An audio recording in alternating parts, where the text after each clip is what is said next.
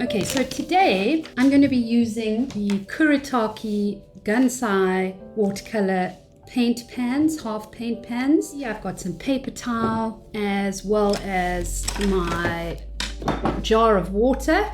And I'm also using Escoda Versatile. In fact, these are the Escoda Ultimo brushes. I'm using a size 4 and a size 2 travel brushes, so you can look after them by closing them up when you are traveling. For this particular painting, I would recommend starting with the sunflower and the stems and the leaves and then moving on to the background last. I think let's start with the petals. So I'm going to put some of my lovely cadmium yellow on my brush, and I'm going to paint very light washes of the yellow onto each petal. What I do with this is I'm really just trying to identify where my shadow areas on each petal are, and I'm going to leave some of it white because I want highlights on the petals.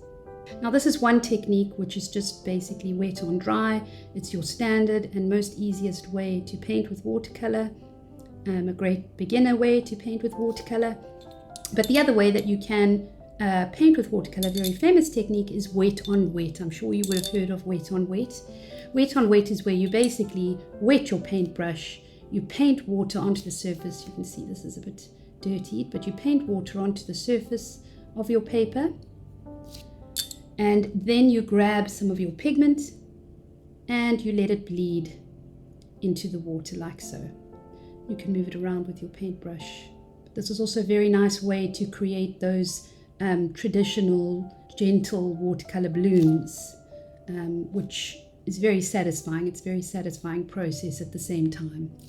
Because I created a pen outline, it makes it quite easy to identify where things end. If you paint with standard watercolor without pen and wash, I would recommend painting one, leaving a petal between each one that you are painting, just so that you avoid not being able to figure out where one petal starts and where another ends.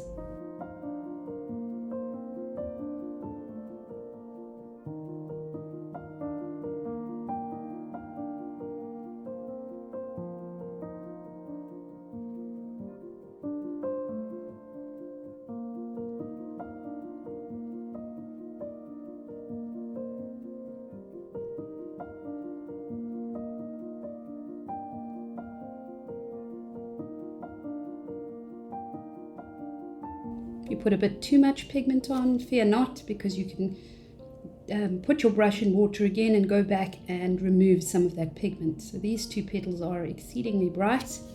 I'm going to go back and remove some of that pigment. Pop it on another petal here. Okay, so there is the first layer of my sunflower watercolor. We use something called glazing, which is a technique that is used in oil painting as well, where you paint layer upon layer, and that creates a little bit more depth, a little bit more interest to your watercolor painting. So this is my first glazed layer. I'm now going to do my stem and my leaves. So I'm going to go to that lovely olive green. Actually, I'm going to take some of that olive green and I'm going to mix it with my sap green. And I'm now going to paint in the shadow side of this.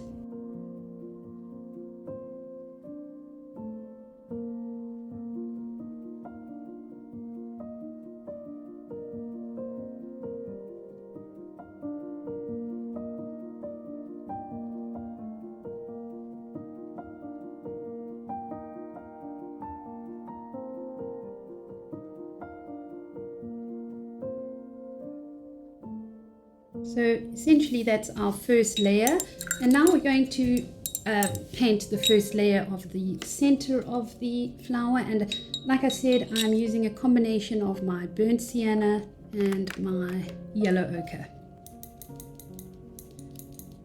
and I'm going to use a touch of my maroon.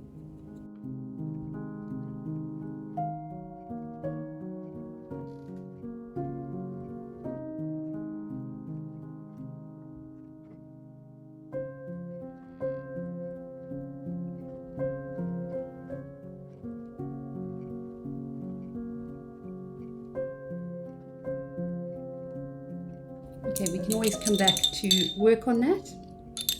But for now, I'm going to go back to my petals and just start adding a second layer.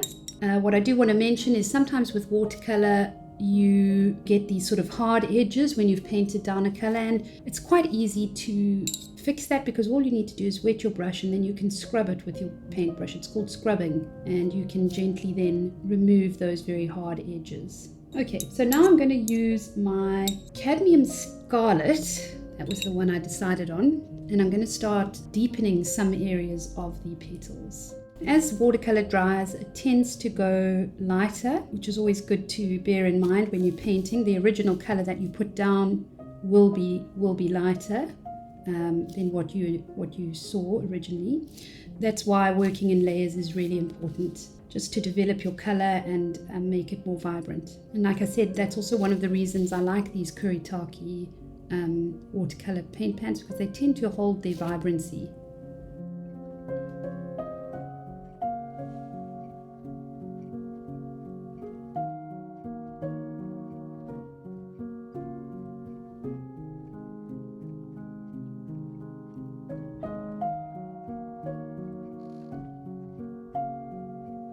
I do like the very bright red against the yellow, but I'm going to soften it ever so slightly. So what I'm doing is just getting some of this pure cadmium scarlet, sorry, and I'm going to just add that to little areas because I think it creates quite a bit of interest in the petals. Okay, now what I'm going to do is go back to my cadmium yellow, and while the paint is still wet mostly on the petals, I'm going to paint a second layer just to deepen that yellow color.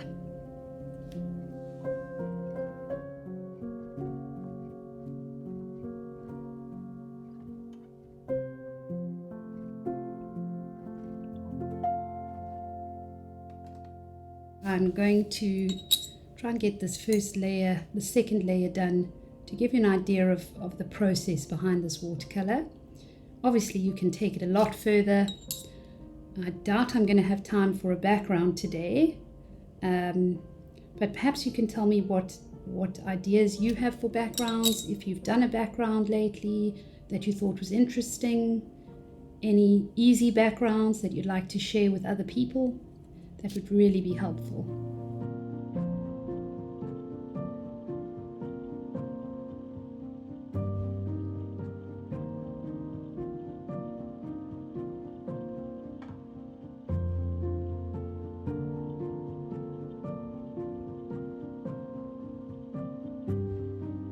Okay, I'm now going to do my second layer over my leaves quickly. So let us go for, we said we were going to use some of that olive green. Let's go back to that olive green and just darken some areas.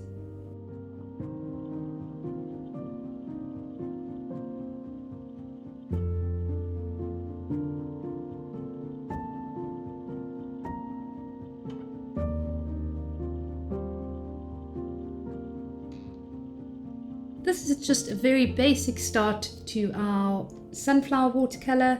I mean, you could leave it like this. This is perfect for a card, for a simple artwork, but you can take it further. As I said, you can have a look at working in a background. On my website, I do have some lovely watercolor background ideas that you can explore. But thank you once again for watching me today. It's been really a wonderful first live. And I look forward to meeting up with you next week for another lovely, relaxing painting session. Hope you have a wonderful week ahead and a wonderful weekend, and see you soon.